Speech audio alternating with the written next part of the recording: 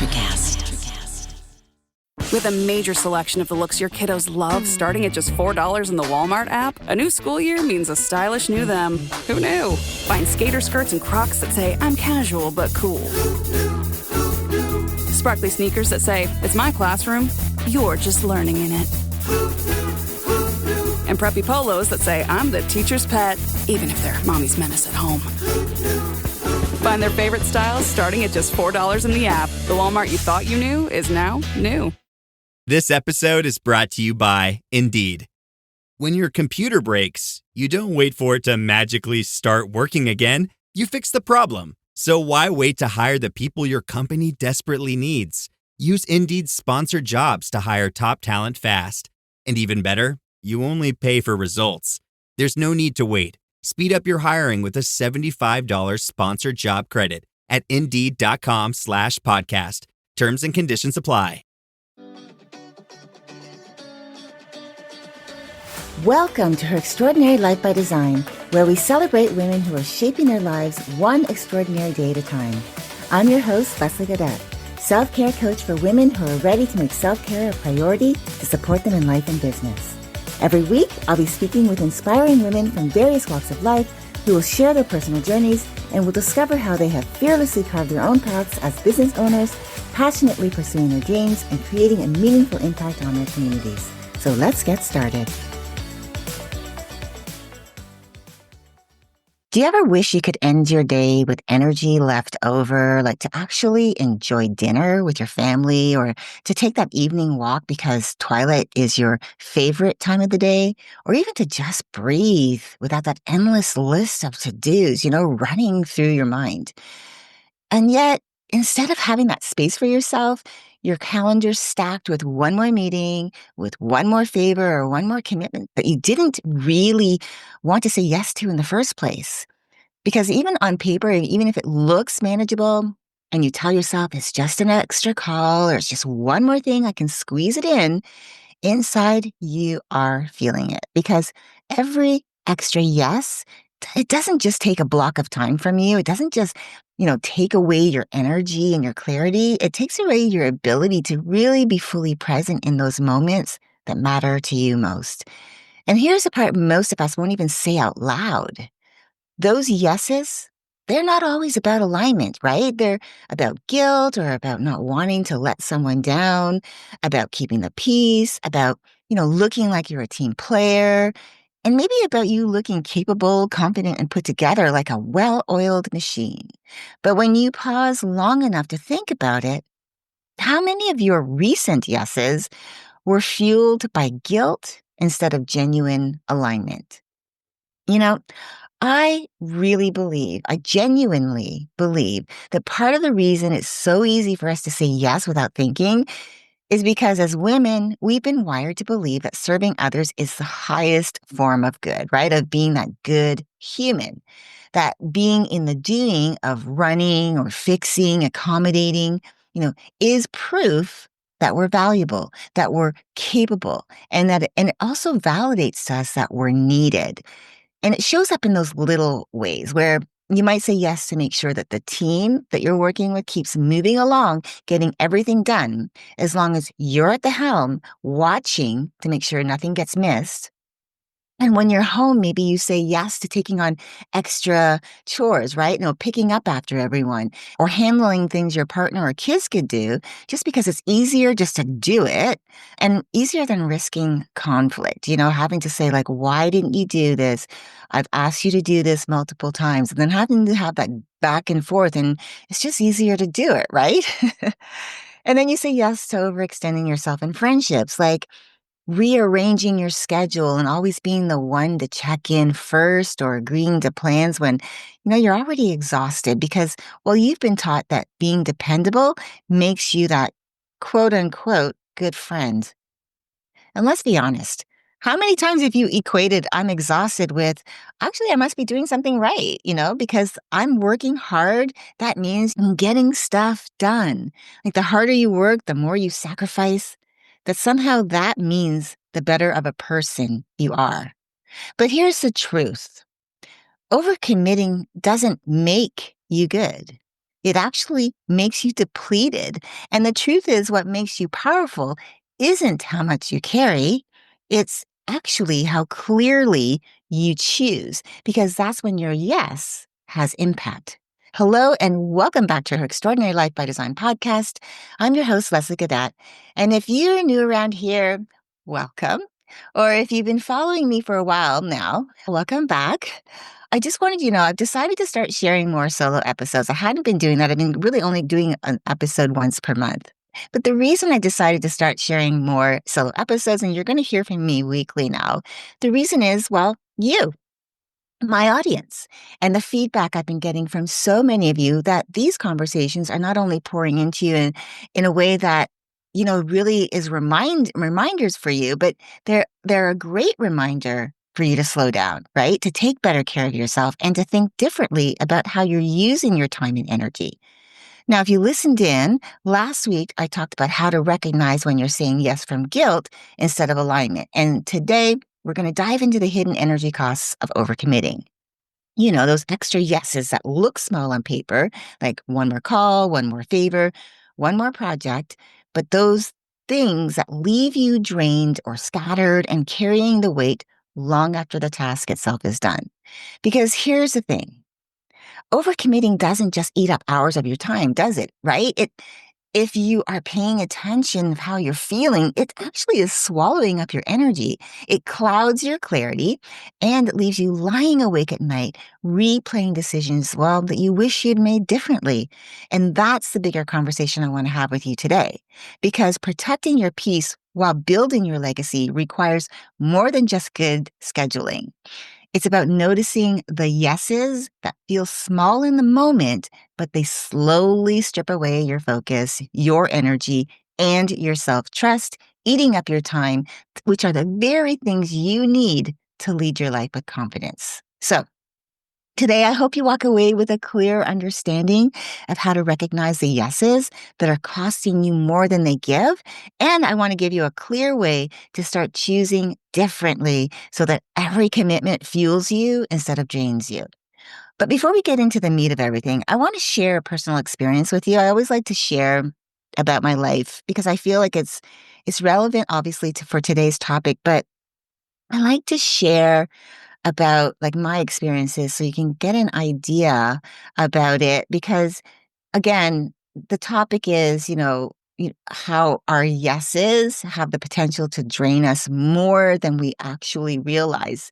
And it's just like one thing really to just talk about overcommitting in theory, right? But it's another to see how it plays out in real life. So that's why I want to share my story with you today. So a few years ago, I went through a season of my life where I thought the only way to hold it all together was to say yes to everyone who needed me. You see, after my youngest brother passed away, I stepped into this unspoken role of being the strong one, the one who could handle it all, who could take care of my family, keep things moving, and make sure no one else had to carry the weight. Now, on the outside, it looked like I was managing it well because I was still showing up. I was still doing what needed to be done, and I was still smiling and saying, no, I'm fine. But on the inside, really, I was exhausted, and not just physically. It was an exhaustion that lived in my bones, like in my heart and my mind. Have you ever felt that way? It just goes deeper than just on the surface level. Now, at first I told myself it was normal. Like, of course you're tired, Leslie. You're grieving. Of course you're drained. You're holding so much. But what I didn't see at the time was how many yeses of how much of myself really I was giving away. The yeses that were quietly depleting me, taking away my time, draining my energy, and just really exhausting. So I was saying yes to holding everyone else's emotions at the front of the line while ignoring my own. Really, that's what I was doing. Or I was saying yes to taking care of things that weren't mine to carry. And what I mean by that is that I was stepping in to solve problems that really actually weren't mine to fix. I'll explain that in a little bit. I was absorbing the weight of other people's emotions, trying to hold their grief, their stress, and their needs on top of my own, actually as my own. And I was managing responsibilities that others could have handled themselves, But because I felt like I really did feel guilty for saying no, or because I thought being the strong one meant I had to, I kept saying yes. And every time I did that, I was actually taking on energy that wasn't mine, carrying loads that were never meant to sit on my shoulders. And I was allowing how they felt and what they were going through to stick to me. And finally, I was saying yes to showing up like I was fine, like when I wasn't fine at all. The truth is, all those yeses and putting myself last was about guilt, partly because I didn't really have the greatest relationship with my youngest brother at the time. He was an alcoholic for many years, decades really, and I was always mad at him. At least that's what it feels like when I look back, when I started looking back over the last, let's say, 30 plus years. He was living at home with my mom, and he was making it really hard on her, which in turn, of course, made it really hard on me because all I would hear from her were complaints of how she couldn't take it anymore. And of course, then me siding with her and not really understanding my brother's side of the story, again, because he was dealing with an illness, right? And then guilt because one of the last things I said to him before he went on what would be his last travel experience to the Philippines was, I'm done with you. Now, I know I didn't really mean it. I didn't. I know I didn't. I was just so mad and I felt like I couldn't take it anymore with him and my mom always arguing and then her complaining to me. And, I felt helpless because there was nothing that I could do about it. And then I also found out after the fact that he was a lot sicker than he let anyone know about, and that his reason for going to the Philippines was to be by the woman he loved. He had his fiance there, and he knew he was going to die. Like I found out, it's so bizarre, but during that last week, I found out that he knew he was going to die, and that's why he wanted to go there, and he wanted to be buried beside her father.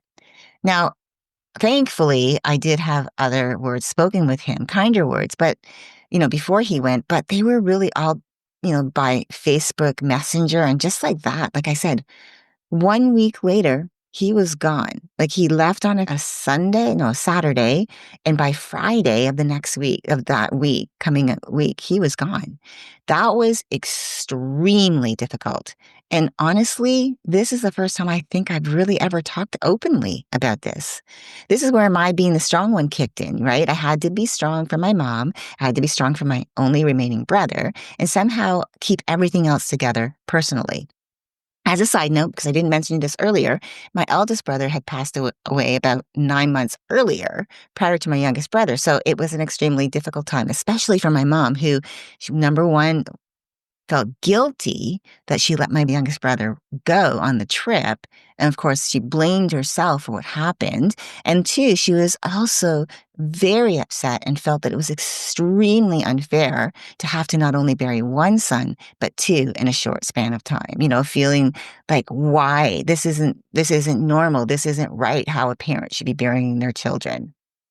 Every time I stepped in to shoulder the weight for someone else, whether it was my mom or my now only brother, it was about pressure.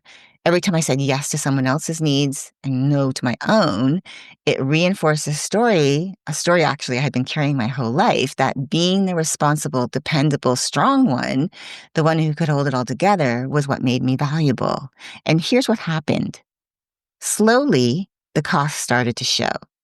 I was constantly tired, right?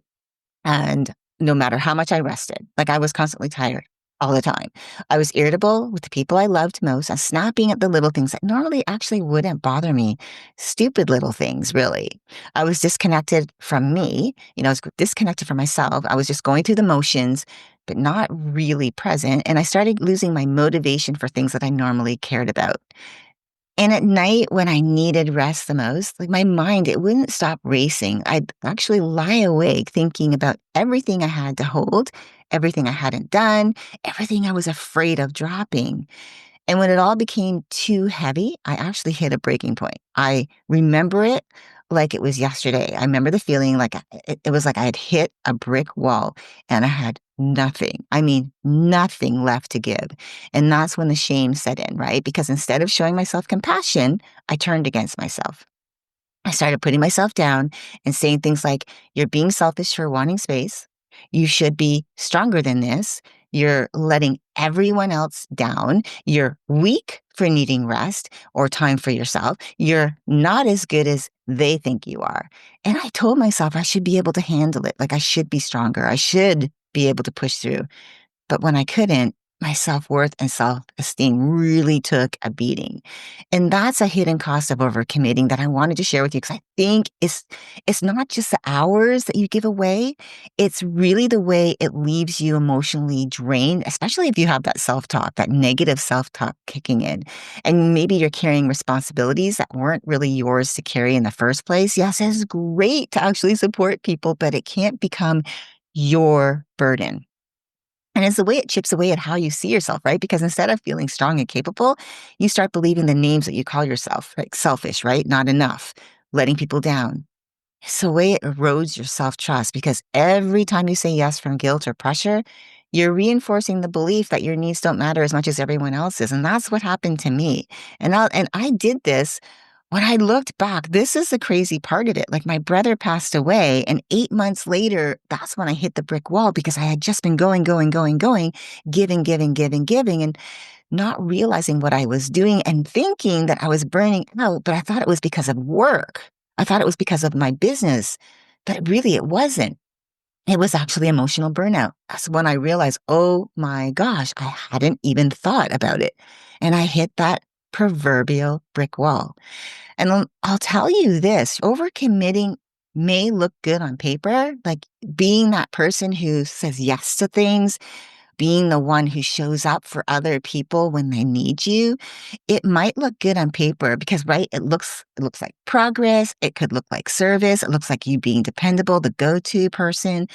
The truth is, though, that hidden cost is so much bigger than the time it takes up on your calendar because that hidden cost is you. You take a hit.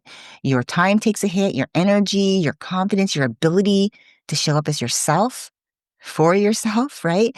And maybe you've done this. Maybe you've pushed yourself to hold it all together, then shamed yourself afterwards when you finally broke under the weight of it all that you were trying to carry. And I don't know about you, but for me, that cycle is so exhausting.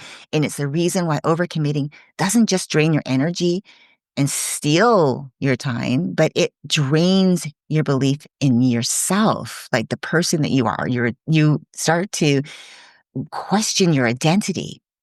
Here's the thing, on the surface, it almost always looks noble. It looks like you're being generous, like service, like being the dependable one, like I've said. But that's exactly why, for me, it's so sneaky because when you're the one who always says yes, people start to expect it from you. And after a while, you actually start to expect it from yourself. And that's the quiet story that whispers, if I keep saying yes, no one can ever accuse me of not doing enough. If I keep saying yes, then I'll keep the peace. If I keep saying yes, then I won't look selfish, right? Because there's this perception that people, like we look to people pleasing, that we want others to see us in a certain light. And maybe, just maybe, it'll prove that you're capable, that you're worthy, and that you belong, and that you're enough. And, whew, I mean, that hits me still even today when I think about it. But let me ask you this. How often has that yes actually given you peace? How, to be that person who always shows up, who never says no? I want you to think about that. How often, when you know you've had that gut check, like, no, this doesn't fit right now. I need time for me. But you said yes anyway. How does that actually, has that actually ever given you peace? Think about it this way. Let's say you say yes in the moment. Like it feels like you've smoothed things over, right? You've avoided disappointment and you've kept everything running. Like I was saying, look what I did. I was doing that. But later on, you're replaying the conversations in your head. Your energy's stretched thin. You're quietly resentful. You're not speaking up. You're not even so much resentful for the person or people in your life who are asking for your time and energy, who are asking for you to step up. You're actually more mad at yourself for, once again, overriding that inner knowing. That's the false belief at the core of overcommitting, the one that tells you that saying yes will keep the peace. But the truth is, it doesn't. It doesn't keep peace at all. It just keeps up appearances. And there's a big difference between the two because peace is about inner steadiness and appearance is about performance. And every time you choose performance over peace, you chip away at your valuable time and energy, you chip away at your confidence, and you chip away at trusting in yourself. And then it starts to show up in the smallest, most personal ways, like when you're irritable with your family at the end of the day because you spent yourself dry. Or when you're lying awake at night questioning why you agreed in the first place to do something when you knew you had that gut check, that inner knowing was screaming at you, no, no, no. But you overrode your own intuition. Or when you find yourself dreading something that hasn't even happened yet. So that's why today I want to go deeper into this, because if the belief is that saying yes is going to keep the peace, we really have to be honest about what's actually happening underneath that belief and what it's costing you. So let's talk about the false belief. I've talked a little bit about it. More like if one of the things I know that I've said to myself, which I knew it was a false belief. I know it was a false belief now, but at the time I thought, well, I'm the one that everyone's always in my family come to step in, the go-to person. I've always said yes. I've actually never said no. And there's only been a few times maybe I've pushed back, but most of the time I was that girl. So the false belief is if I don't step in, who else will? And I get why that feels true because in the moment, it seems like the responsible choice. Telling yourself, if I just take it on, at least I know it'll get done. And at least no one will have to struggle with it. And at least I won't have to deal with disappointment or conflict that might come up if I don't take it on. It almost feels noble. It feels dependable. It feels like being that strong one to go to. And for a second, it works for a little bit. The problem or the problems that you're faced with get handled. The other person or people feel supported. Life keeps moving, life keeps lifing. And on the surface, you look like the one who always comes through. You're the dependable one, right? Everything looks good from the outside looking in. But underneath it all, that yes to step up to the plate all the time doesn't actually solve the problem. It just shifts it, meaning the problem to solve becomes your problem to solve. Because the moment you agree, you're carrying the weight. You're carrying the resentment of one more thing on your plate. You're carrying the emotional pressure of someone else's expectations. And you're carrying the story that if you didn't say yes, you'd be letting everyone else down. And over time, those who else will yeses start to pile up because they don't just clutter your calendar. They clutter your mind. They keep you replaying conversations in your head over and over at night. You're trying to go to sleep, but maybe now, now everything's done for the day. You're in bed ready to turn in for the night. And now you're worrying about whether you've done enough, whether you've shown up enough, whether you've proven enough. And those things, those thoughts, they make you second guess whether it's even safe to put your own needs first. And let's be real. How many times have you thought, if I don't handle this, it'll just fall apart, even though a part of you knows someone else could step up? How often have you said yes to carrying things that weren't even yours to fix, right? Just because saying no felt heavier than the actual ask. And how many times have you swallowed your no, thinking you were keeping things together for everyone else? That was the thing to do, only to end up falling apart inside. Please hear me when I say this. That's not strength when you're giving everything of yourself away. It's a lesson I've learned. And what I've learned is that that's actually self-abandonment dressed up as service. And here's the cost of living by that false belief. It's not just the time you lose, right? It's the energy leaks that are leaving you irritable and depleted at the end of your day. It's the restless nights where your brain won't shut off because you're carrying loads that were never yours to begin with. And it's the erosion of self-trust because every time you say yes from guilt or pressure, you're teaching yourself that you don't matter, that your needs don't count, that your worth's measured only by how much you give and how much you can hold it. Hold it all together, right? That's the trap of this belief. Because although it feels noble in the moment, it actually keeps you stuck in a cycle of overcommitting. And it convinces you that you're being responsible when really it's the very thing keeping you stuck in emotional burnout. When it comes to overcommitting on the surface, it never feels that big in the moment, right?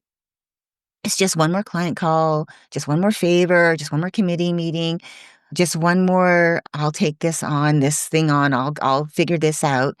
And you tell yourself, it's fine, I can squeeze it all in, I've got this. And maybe you even believe it because you've done it 100 times before.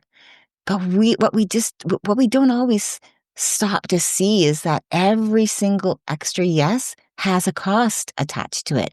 And I'm not just talking about the cost of time. I mean the deeper costs, the ones that you don't notice right away, but you feel later. They show up in your body, right? In your body where you're feeling the aches and pains, in your mind where it won't shut off. It's like restless. It's moving and moving and moving. You're trying to think of all these things that you have to do. And in the way you start second guessing yourself, because every yes you give, it opens up another mental tab in your brain, right?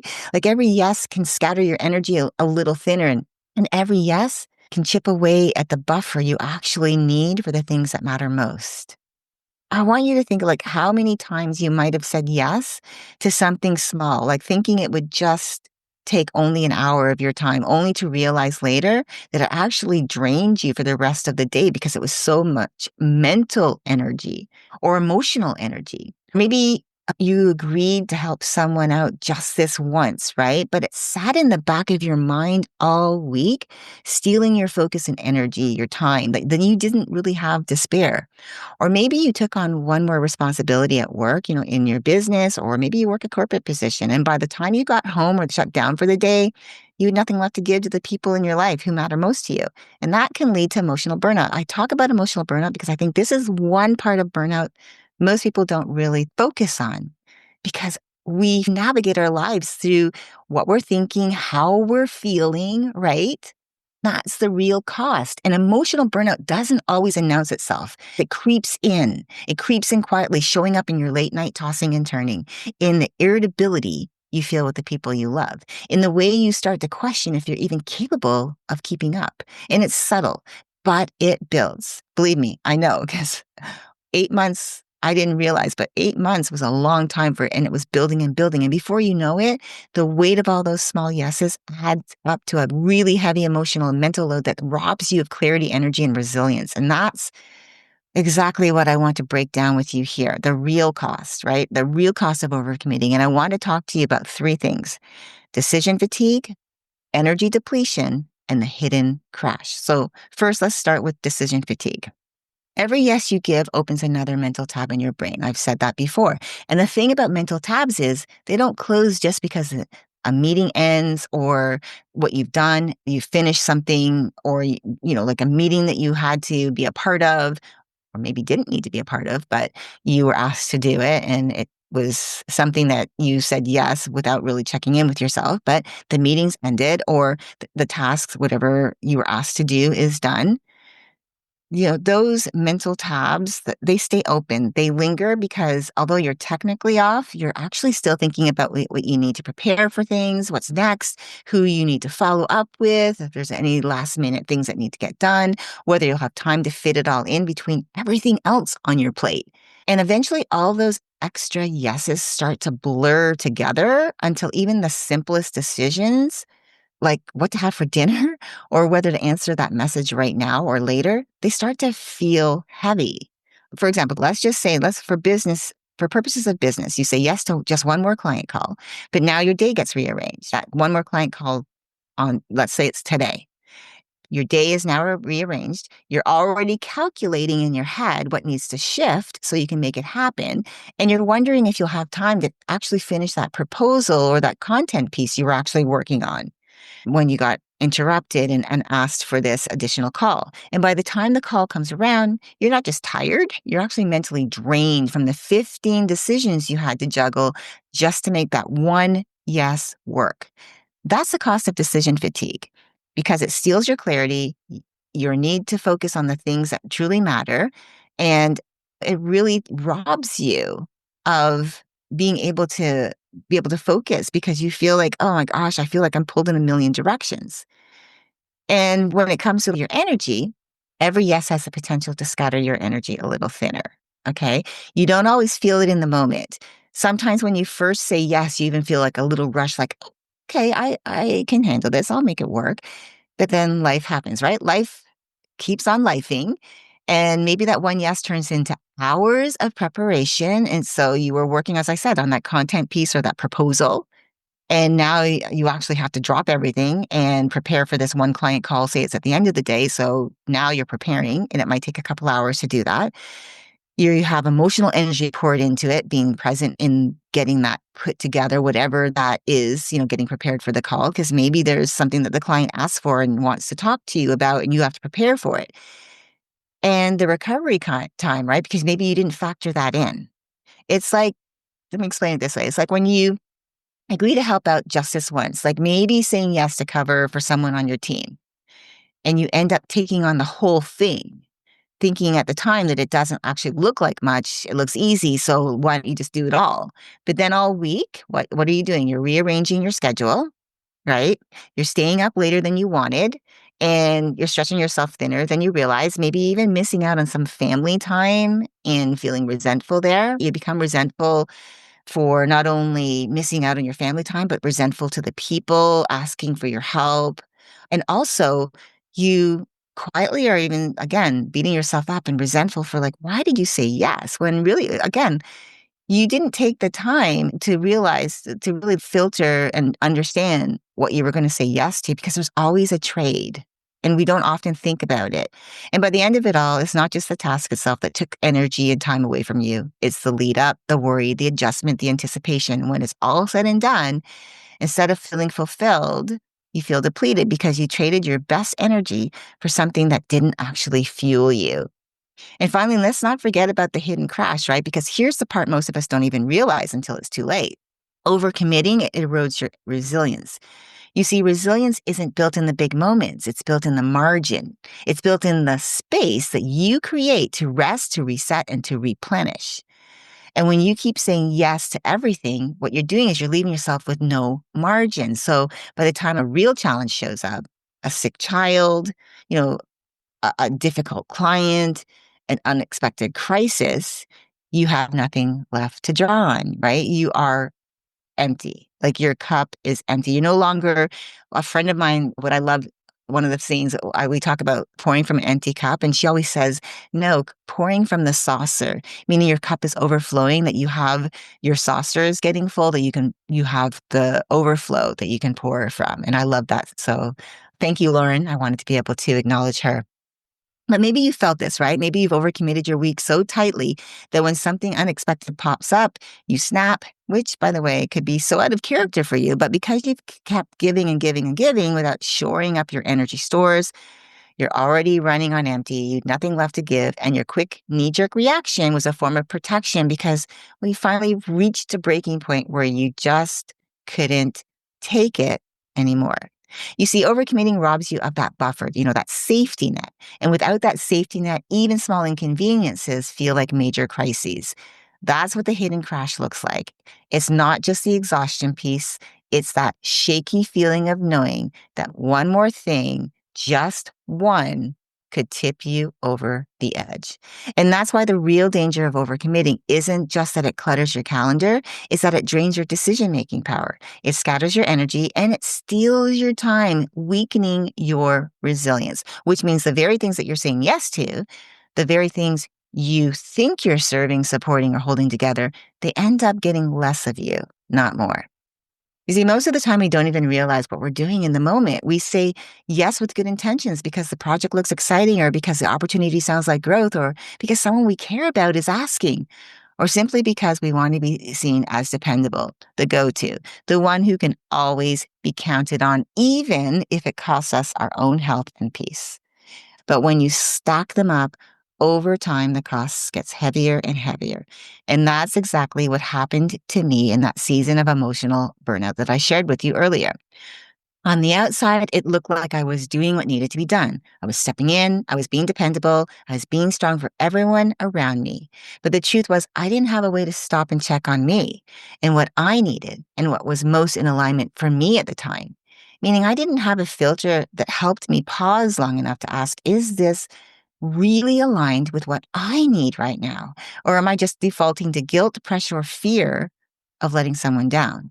And so instead, I defaulted to the easy answer, which of course was yes, I'm here to listen to you tell your guilt story over and over and over and over again and taking on the emotional weight of it. Or yes, I'm here to make all the funeral arrangements for my brother, making sure to keep everyone in the loop. And the most harmful yes I committed to was pushing down my feelings and not allowing myself to actually grieve for the loss of my brother, which quite frankly, I talked about that I was grieving, but I really wasn't. I don't even know if I ever did take the time because I was always worried about how everyone else was feeling and tending to everyone else's needs that I skipped right over my own. When you're in the thick of it, saying yes to be the strong one, the go-to, the one who holds it all together can feel like the path of least resistance because it avoids conflict, it avoids questions, it keeps up the appearance that you're fine, that you're capable, that you've got it all handled. But deep down, the easy yes is rarely the right yes. And this is where the shift can happen if and when you realize what each yes means and what it's costing you to step up to the plate, to be the go-to, to handle it all and leave yourself out of the equation, realizing that it isn't serving you. You see, what I want you to understand is that when your reflex mood is to overcommit, it's not just about your time management or your productivity. It's not just about you squeezing more, or one more little thing or what you think is a little thing into your schedule. It's also not just about handling everything and being everything to everyone all the time. It's about understanding that if you're not in alignment, true alignment with what you need, you're not going to be able to show up for others the way you want to from that overflow, right? From the overflow of the saucer, not from an empty cup. It's in the knowing of whether the yes you give today is actually going to move you closer to the life you want, or if it's going to quietly pull you further away from it. And that's why I created the yes reset method, which begins with the 3-question yes filter, a simple but powerful framework that helps you pause before you commit. It's been designed to guide you toward making sure that every yes you give is grounded, not guilt-driven, that it serves your peace and your purpose, not just someone else's agenda or their expectations, and most importantly, that it doesn't come at the cost of neglecting your own needs or silencing your inner voice. Having this framework has helped me many times over because I use it every day, especially the 3 questions for every decision I make. And I encourage you to write these down because they have the potential to shift the way you approach decisions. So let's talk about them. Question 1. Is this thing that I'm saying yes to aligned with my highest priority focus right now? Listen, if you're known as a dependable one, the person everyone comes to, it can feel like every request is important. It feels good when you're needed, right? Someone needs you. And of course, you want to help. But this is the place where you want to pause. This is important for you to pause here. For example, let's say your highest priority focus right now is protecting your evenings so you have energy left for your family. But then from a business perspective, you agree to take on an extra client project or to host an event. And even though it sounds valuable on paper, what that actually means is you've actually said yes to something that potentially can pull you away from the very priority you've decided matters most, right? Because you're going to be having to prepare for the event or to prepare for the project, which might take you into the evening, which means it's pulling you away from family time. So you see where I'm going with this and how important this first question really is? And then the next question is, and you want to ask yourself this, I really feel these questions are really important. They're simple, but they're so important to get us into the thinking of what's important for us, what's in alignment. And this next question I think is so important. The question is, am I saying yes from alignment or from guilt, fear, or obligation? This one's tricky because when you're the strong one, it's really easy to confuse guilt or obligation with responsibility. For example, maybe someone on your team, they're asking for help, and one of the things they say is, I know you'll come through like you always do. And you don't really catch on to that phrasing, but if you start thinking about it, you realize you're agreeing because you don't want to disappoint them or because you're afraid of not looking dependable. But that, yes, it's really rooted in guilt, fear, or obligation because you've always been the go-to, the person who doesn't say no. And when you think about the phrasing, I know you'll come through like you always do, This is coming from someone who knows and understands that you don't say no, that you always say yes. If you learn to pause long enough to notice that, to notice your habits, your usual way of responding, of deciding, this question can help you to see the real motivation behind your decision. And then finally, question 3, what am I trading for this yes? Because for every yes, there is a cost. There's something you're trading away. And for women who carry the identity of being dependable, the cost is often invisible at first. Maybe you say yes, for example, to leading a community project because you want to be helpful and it sounds exciting. Or you say yes to finishing up something that someone on your team started, but they didn't finish and now it's crunch time. And this is something that is maybe common for this particular person and you've never really addressed it. Or maybe you say yes to a client or business call that's in the middle of your family game night, not realizing that what you're really trading away is your time in the evening, the time when you're laughing and in the family room and it's game night with your family. But you're trading that away for something that could have been scheduled when it was most in alignment for you. And that's why it's so important for you to recognize that every trade adds up. And the truth is, when you're always a dependable one, you end up trading away the very things that fuel your sense of ease, your presence, and the joy that makes all the hard work worthwhile. I have often thought about how different that season of burnout might have been for me if I'd had this filter back then. If I'd paused long enough to ask myself the first question of, is this yes aligned, the decision for me to take everything on myself aligned with my highest priority focus right now? Meaning, how different would it have been if I'd learned to say yes to myself as quickly as I did to everyone else back during that difficult time? My hope is that I would have realized that my highest priority focus wasn't carrying everyone else's emotions as my own. Yes, I could be there for them and supportive of how they were feeling, but it wasn't my responsibility to fix everything, how they felt. And it wasn't my responsibility to allow their emotions and their guilt to become mine. My real priority should have been giving myself space to grieve, to heal, to ask for help, having someone in my family help me with everything that needed to get done and protecting my energy so I could show up from a space of steadiness and self-trust. But because I never stopped to check in with what I needed, I just kept piling on yes after yes after yes, further draining myself to the point that I hit a brick wall and my brain said, enough. And if I'd asked the second question, am I saying yes from alignment or from guilt, fear, or obligation? The truth would have been obvious, right? My yeses weren't aligned with what I needed in the moment. They were soaked in guilt because guilt over what I'd said to my brother before he passed, guilt that I couldn't do more for my mom, guilt that I wasn't enough for everyone who was hurting. So me showing up, trying to be everything to everyone wasn't coming from a place of alignment. And with me operating with a full cup where I was fully energized emotionally and physically, what was happening is that the way I was acting, the way I was showing up was coming from fear and obligation and dressed up as strength, as being the strong one. And finally, if I had stopped to ask, what am I trading for this yes, this obligation of being the one that takes it all on, I would have seen the cost. At least I hope I would have. I was trading my rest. I was trading my time that I needed to grieve. As I said, I don't really feel that I actually had given myself time to really properly grieve. I was trading my own healing and I was trading my self-trust because every time I said yes when I meant to say no, or, I had that gut check to say no and I didn't, I was actually teaching myself that my needs didn't matter. So that's the gift of this 3-question yes filter. Because it's not about perfection. I just want you to know that. It's not about you getting every yes right all the time because life isn't perfect. Life doesn't work that way. But what it is about is building trust with you. It's about protecting your clarity. It's about protecting your time and your energy before you commit to something. And when you do that, you don't just avoid overcommitting, you reclaim the very things you've been craving, which is space to breathe, your peace of mind, energy to pour into what matters, and the freedom to know that your yes is truly yours.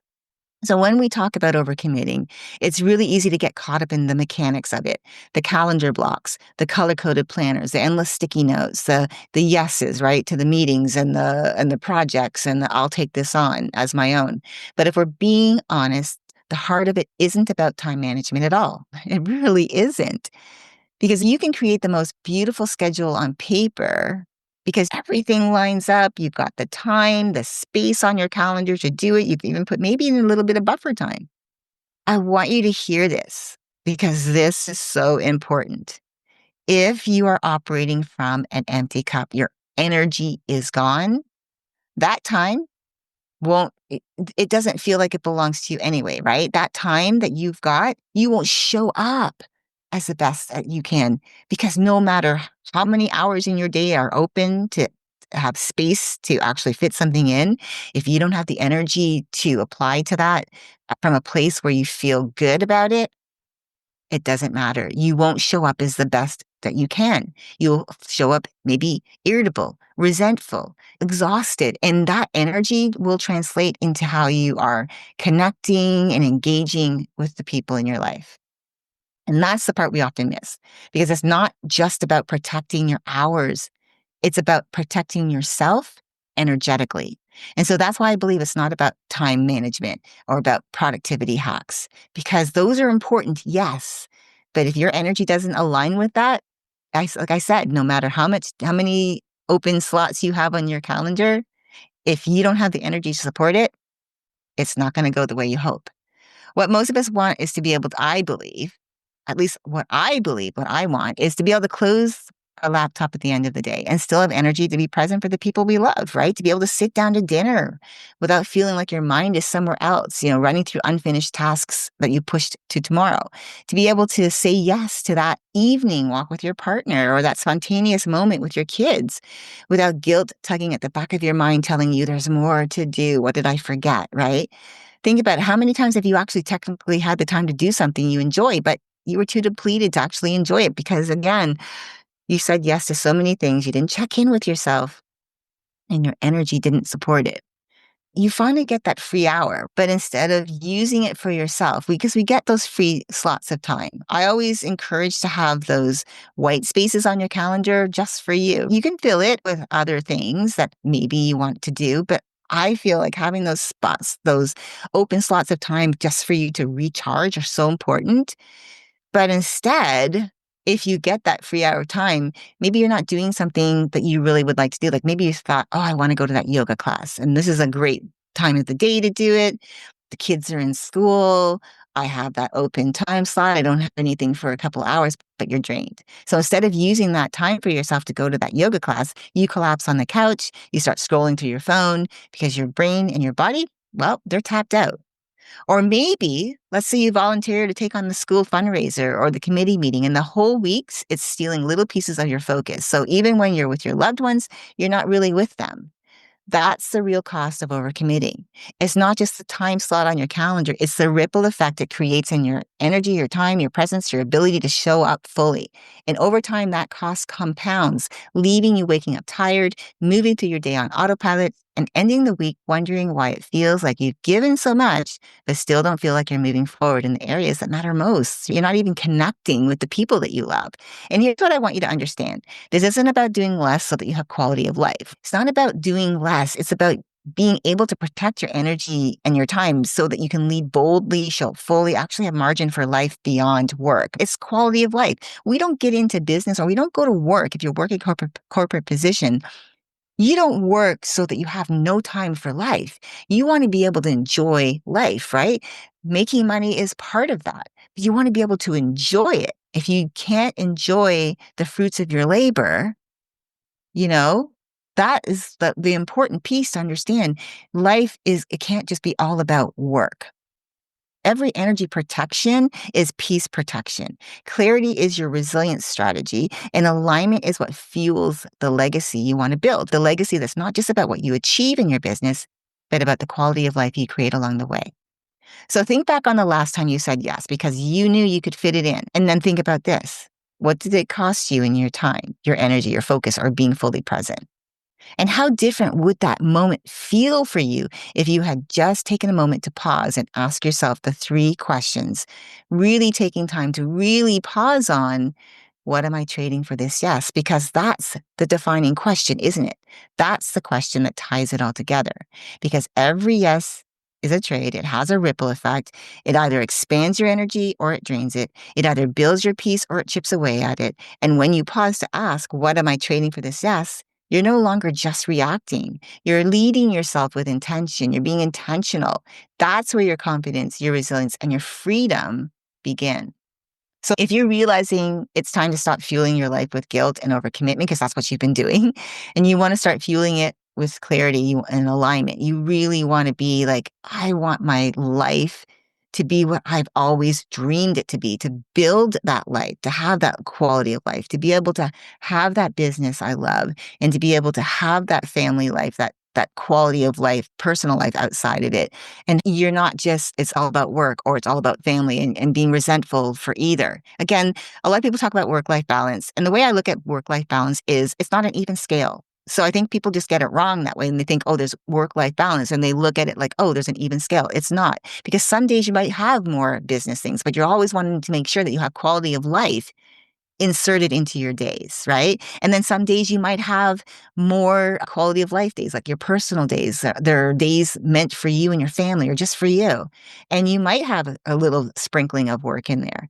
There's no one size fits all model for work-life balance. It's what aligns with you, what works for you. And that comes from the clarity piece of knowing what you're building, understanding what you're building, and being able to align your energy and the things that you're doing together so that they support each other and so that you have that end of day where you can like shut everything down and be happy and present with your personal life outside of work. So this is exactly the work we do inside the Aligned Self-Mastery experience. It's about self-acceptance, resilience, and energy mastery and aligned relationships so that you can trust yourself fully, protect your time and energy with confidence, and cultivate relationships that support your peace and amplify the life and business that you're building. And I'm opening up this program for just 10 women to join me in this experience. And the reason I've capped it at 10 is to ensure that each woman gets the depth of support she deserves. Now, the way in is through a Yes Reset strategy call. And on that call, we'll uncover where misaligned yeses, where your misaligned yeses are costing you more than they're giving you, and map out how to build a decision filter that lets you move with confidence, not hesitation. And if it feels like the right next step, then we'll explore whether one of those 10 spots is meant for you, that you really feel aligned with it, that I feel that you're aligned with it, and we can talk about that. So the link to book your call is in the show notes to apply. Okay. All right. So as I was thinking when I was looking back at that season of emotional burnout, what I really wish more than anything is that I had put my own needs into the equation, because the truth is it wasn't just the yeses that drained me. It was that every yes that I committed to pushed me further down the list. And I believe that eventually that's what led me to hit that brick wall. If I'd had a filter like the 3-question yes filter, I believe I would have been able to pause long enough to notice that I wasn't factoring myself into the equation, that my energy, my rest, my voice mattered too. And that's the real heart of this work, because alignment isn't just about strategy or productivity. It's about honoring yourself enough to stop putting your needs last.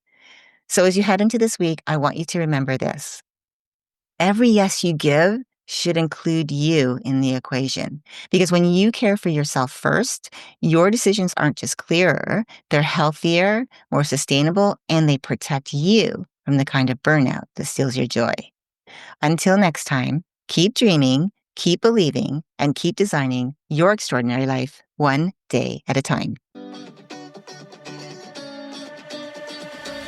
Thank you for joining me on Her Extraordinary Life by Design. I hope you've been inspired and empowered by the incredible stories shared on this show. If you enjoyed this episode and the conversations we've had, I would greatly appreciate if you could take a moment to leave a review. Your feedback and support mean the world to me, and it will help others discover the podcast and join our empowering community. Remember to hit the subscribe button so you never miss an episode. Together, we can continue to learn from these amazing women, uncover their extraordinary journeys, and be motivated to create our own lives by design. Thank you again for tuning in.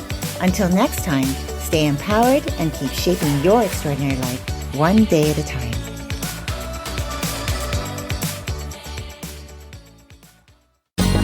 Ever thought about starting your own podcast? Do you have a business or a message you want to share with the world? Well, now it's easier than ever with Electricast. Hi, I'm Mark Netter. And I'm Peter Rafelson. We're the founders of Electricast Media. Whether you want to start a new podcast or already have one, join Electricast to grow your audience, monetize your content, and build your community. With our simple sign-up, you get free promotion, world-class analytics, premium ads, and personal support. Go to electricast.com and join our community today. Electricast. Transform your influence. Electricast. Hey guys, it's your girl Yasia. I want to share some really exciting news with you. I just dropped my first ever single, Spell on You, off my upcoming debut EP, Devil's Room, on RM Records. It's simply devilicious. Check out Spell on You wherever you listen to music. Bye for now. I never thought I'd fall in love like this. It's time to close the chapter, but I think I needed this. Electricast.